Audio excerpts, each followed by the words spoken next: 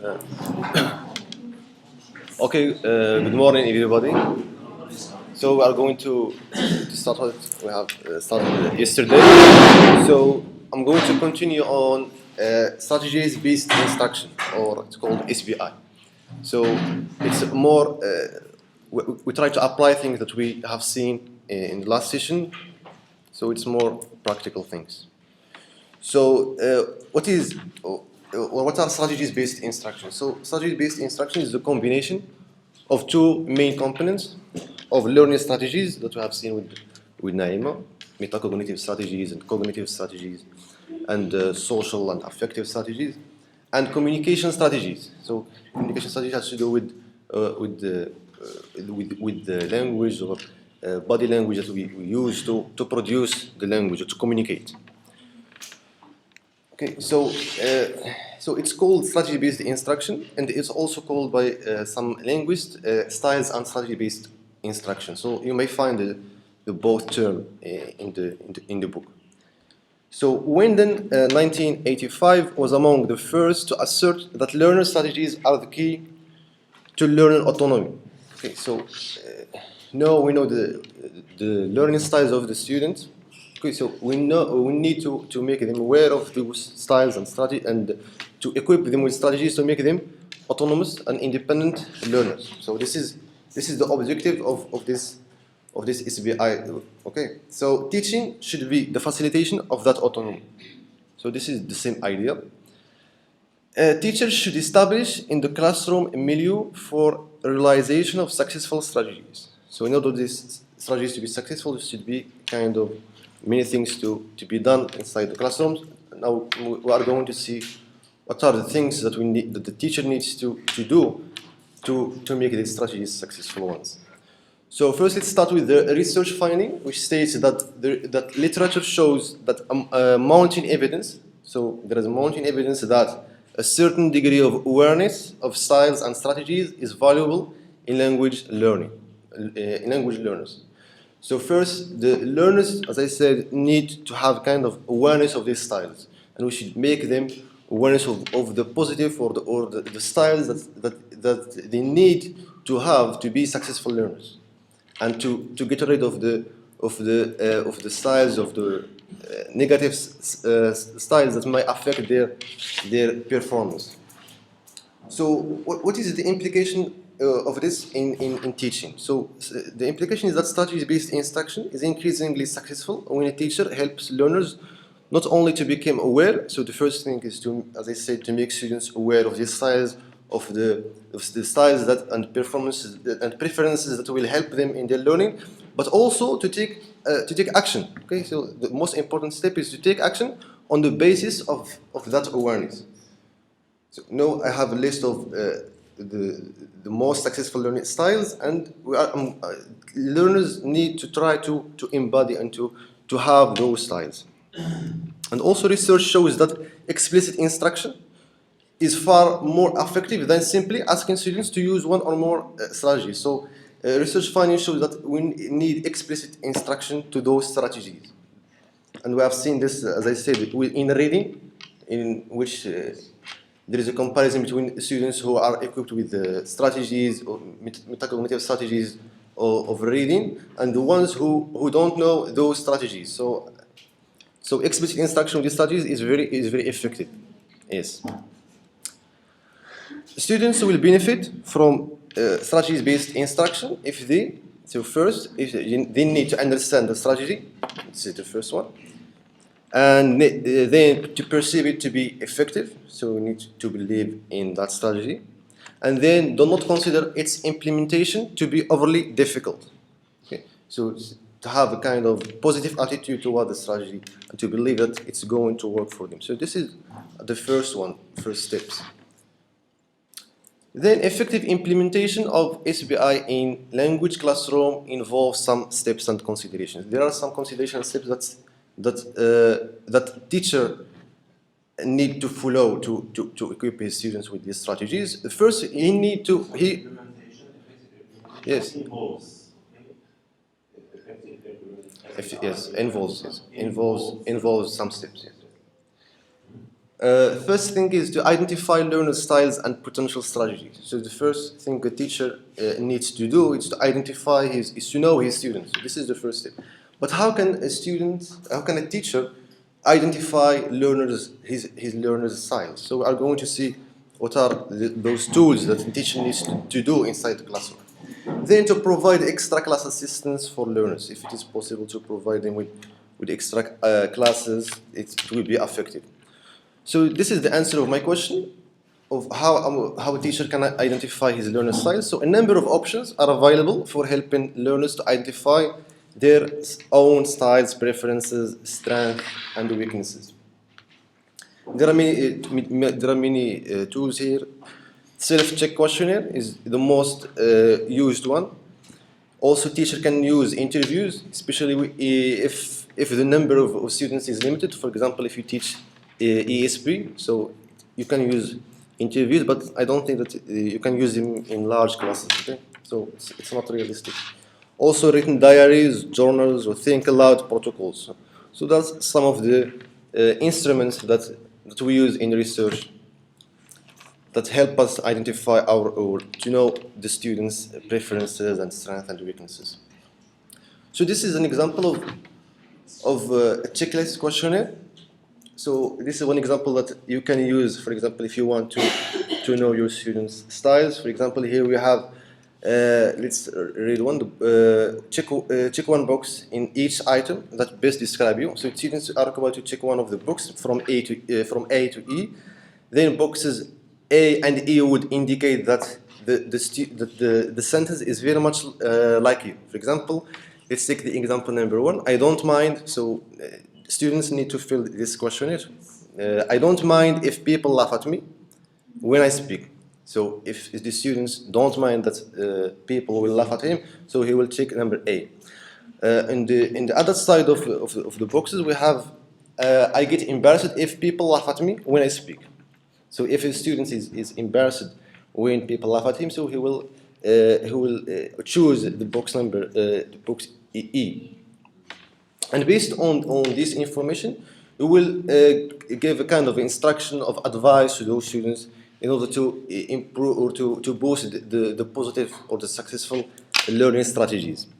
And also you have number 4, if we take for example number 4, I want to learn this language because what I can personally gain from it. On the other side, the opposite side, we have I am learning this language only because someone else is requiring it. So here has to do with the motivation, whether the student has intrinsic motivation or not. So if for example you notice that the majority of students choose A, for example, they learn the language, or choose E for E, which means that they learn the language because they are forced to. So you are going to try to make them aware of how English can improve the career in the future, for example. Let me just correct up. You have page 144. Okay? Sorry. Okay.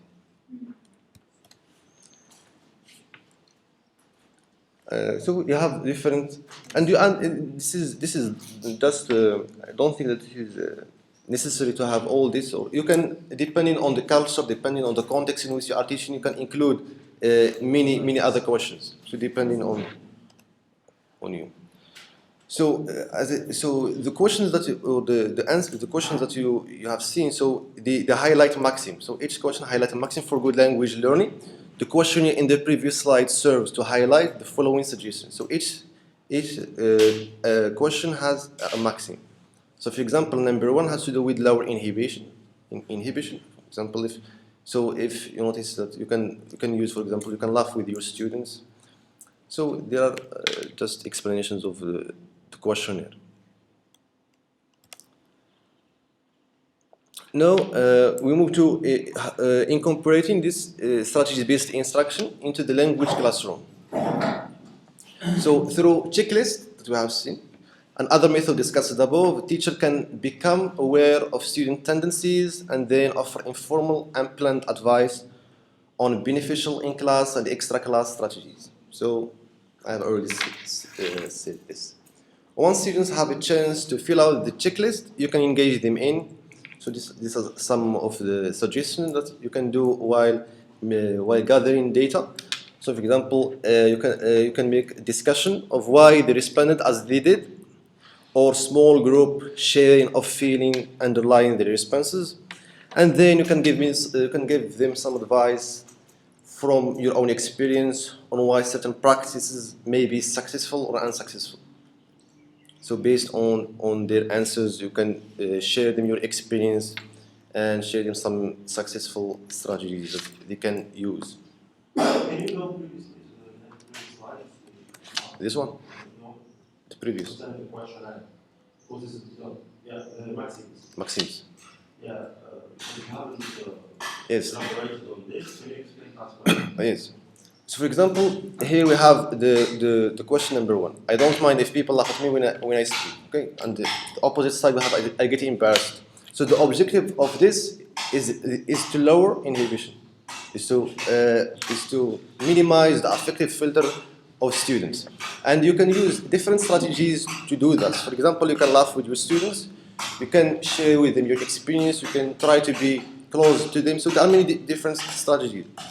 And for example, if we take, as I said, if we take number 4, I want to learn this language because what I can personally gain from it, and the opposite side is said that I'm learning the language because I'm forced to. So here has to do.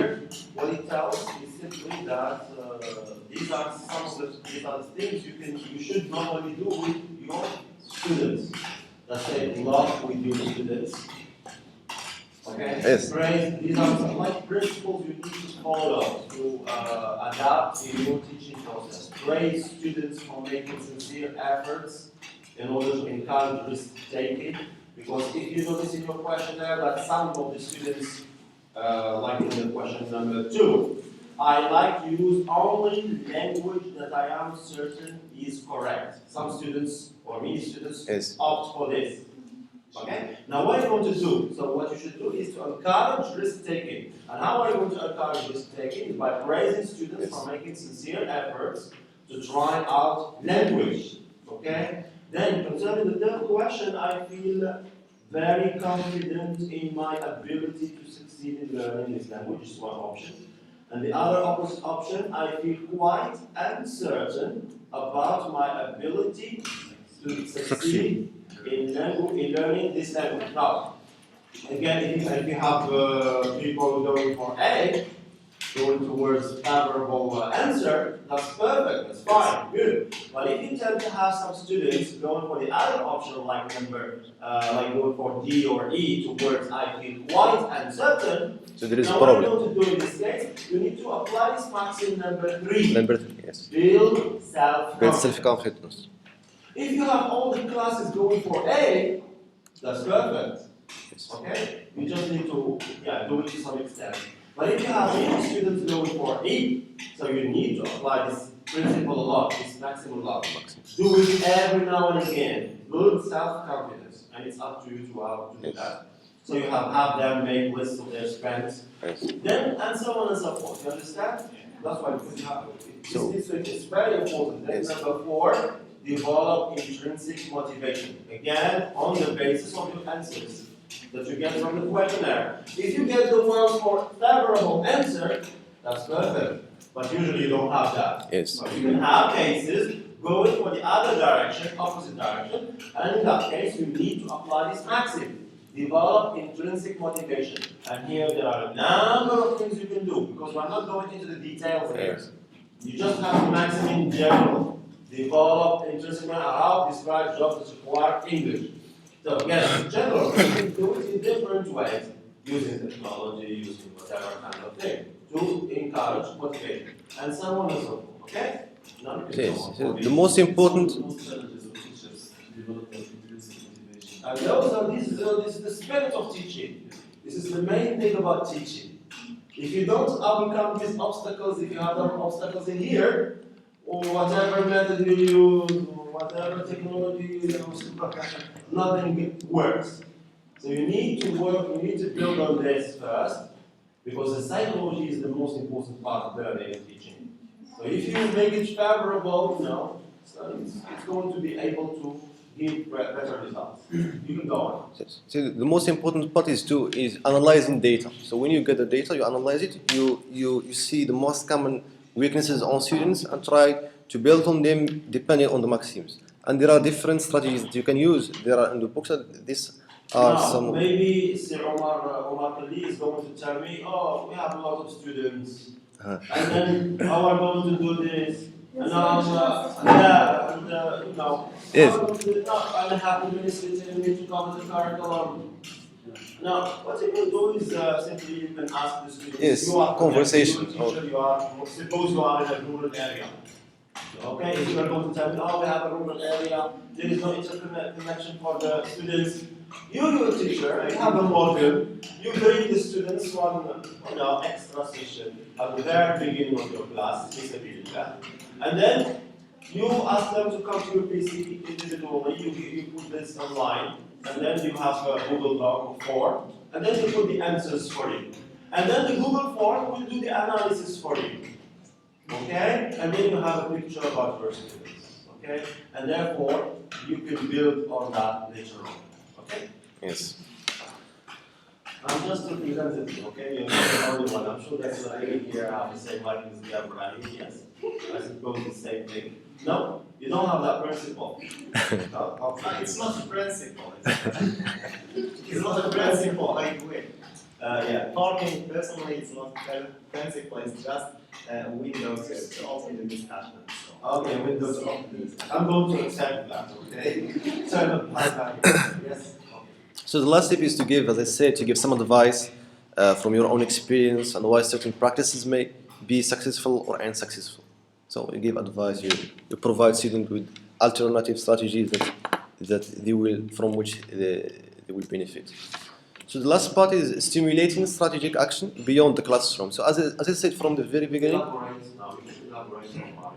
yes, as I said from the very beginning, the objective is to have autonomous learners. So because learning, if you compare learning with that takes place inside the classroom and learning outside the classroom, you find that successful learners are the ones who spend most of the time outside the classroom, who make efforts outside the classroom. Okay, so therefore, the importance, and here lies the importance of autonomous and independent learning. So the objective is to provide students with strategies that they can use outside the classroom and from which they can be successful learners. So styles awareness and strategic action are not limited in the class to the classroom. So we should make students aware of this, that learning takes place outside the classroom.